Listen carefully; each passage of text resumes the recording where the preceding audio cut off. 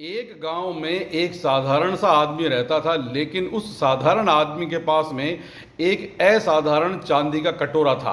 और उसने चांदी के कटोरे को सहेज के रख रखा था कि कोई महान आदमी होगा जिसको मैं खाना खिलाऊंगा। तो उनके गांव में प्रवचन देने के लिए महात्मा आए, तो उसने सोचा कि महात्मा जी को जो है खाना खिलाऊंगा।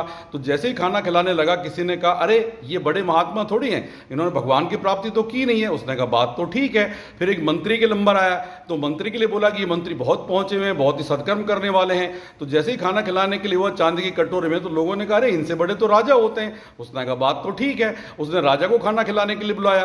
तो राजा जब आने लगे तो वो युद्ध में हार गए थे। तो किसी ने कहा, अरे हारे हुए राजा को क्या खाना खिलाओगे? उसने कहा, बात तो सही है, हारे हुए राजा को चांदी के कटोरे में क्यों खाना खिलाऊंगा। इस तरह से करते करते उनकी जिंदगी गुजर गई, मर गई। उनके बेटे बहू ने जब संदूक खोल के देखा तो काला सा जो है चांदी का बर्तन रखा हुआ था। उन्होंने कहा था, इसका क्या करें? उन्होंने कुत्ते को डाल दिया खाना खिलाने के लिए, तो कुत्ता खाना खाने लगा उस चांदी कटोरे में।